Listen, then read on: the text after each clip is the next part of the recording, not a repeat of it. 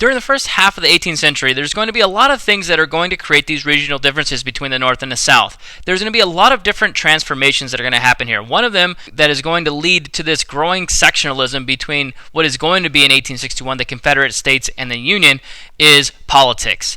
And ultimately, it's going to reveal the first 60 years of the 1800s. One of the things is going to be an economic difference. In the North, we're going to see a lot of money changing hands. And in the South, we're going to see the development of the cotton gin and this boom of slavery post-1793. Not to mention, we're going to see the growth of the Second Great Awakening and this religious revival. And really for the first time ever, the thought of is owning someone a good thing. And ultimately, we're going to see a rise of the abolitionists, guys like Frederick Douglass. The regional differences itself, in the North, we're going to see a lot of industry that's going to develop, manufacturing and textiles, and this market economy where money is going to be changing hands pretty rapidly. They're going to be becoming rich. In the South, there's not that going on. The major thing here is cotton. Cotton is going to become king, and with the advent of the cotton gin, it's going to double the slave population. By 1820, we're going to see the first conflict between the North and the South, and it's going to result in the Compromise of 1820. It's also known as the Missouri Compromise. Missouri wants to come into the Union as a slave state. The problem is it may throw off the balance between slave states and free states. So what the North is going to propose is Missouri can come in as a slave state as long as Maine is allowed to come in as a free state. And this is going to set the precedent of adding states in pairs. So not one state from either side, North or South, could come in alone. This is also going to establish a 36-30 line. You can see here on the screen it's green. No future state above this line could be slave.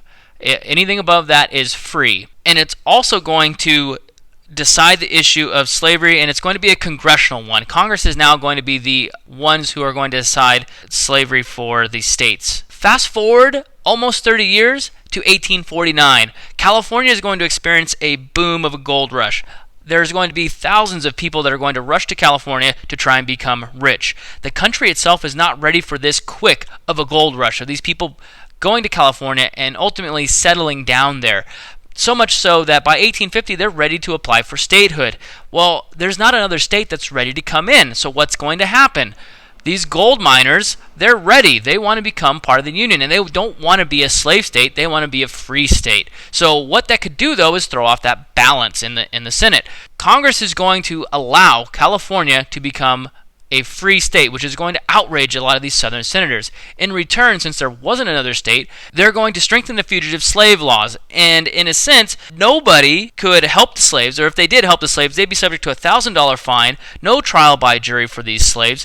And because of this, Northerners are going to start to form a lot of groups that are there to specifically help the slaves not just get to the North, but get out of the United States as a whole and into Canada. And because of this, we're going to see the development of the Underground Railroad. And as we know, the Underground Railroad is not a real railroad, but it does use railroad terms. It really is a bunch of routes from the South up to the North and into Canada. And they're simply going to use railroad terms like conductor, like stations, and they're going to be hiding slaves in cabinets behind false walls and anything.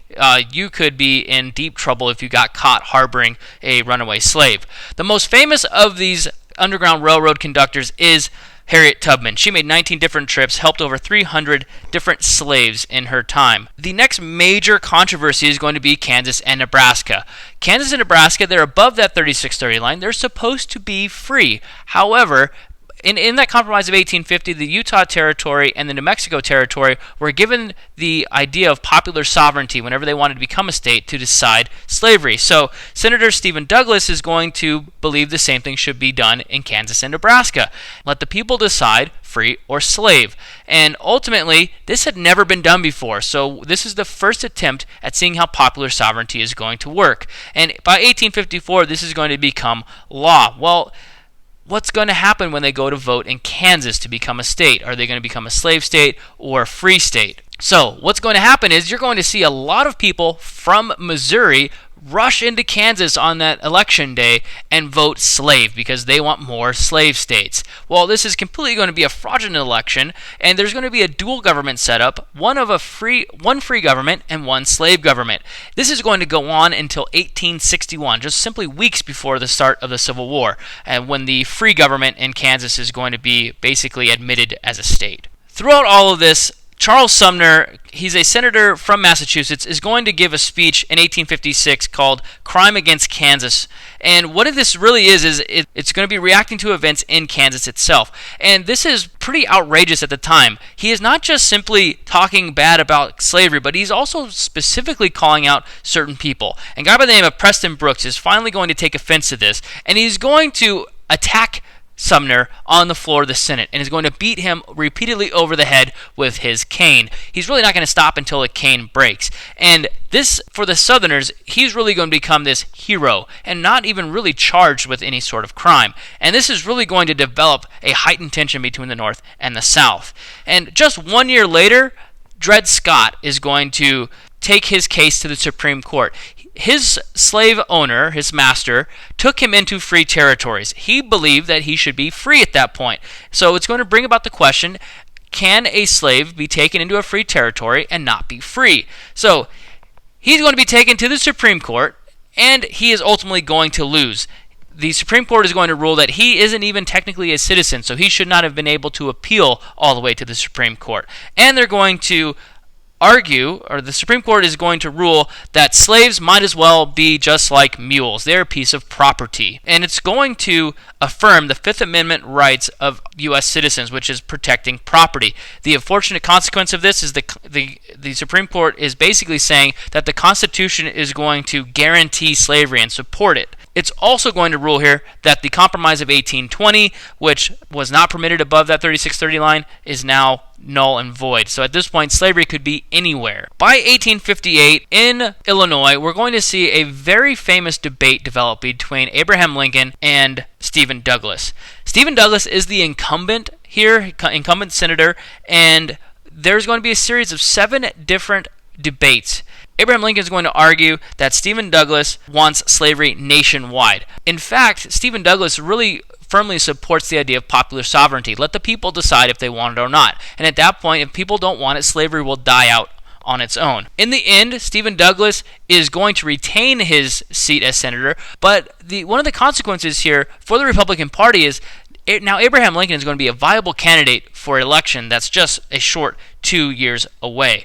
In that election of 1860, we're going to see Lincoln come back with a vengeance. He is going to be up against a split Democratic Party, and when you split votes, it is going to be bad for that particular party. In this case, the Democrats are split, and they're going to lose the election because of this split. So the issues of this 1860 election is, again, who's going to decide slavery? Is it going to be popular sovereignty, or is it going to be Congress? This is going to be a major sticking point here in this election. So is it going to be Congress, or is it going to be the people? Who gets to decide? Lincoln is going to win the election of 1860, like I said, because of that splitting in the Democratic Party.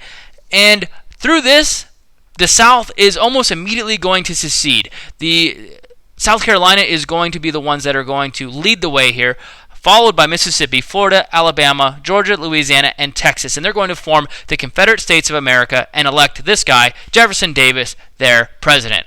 All of this is going to set the stage for this impending Civil War that is about to happen, 1861.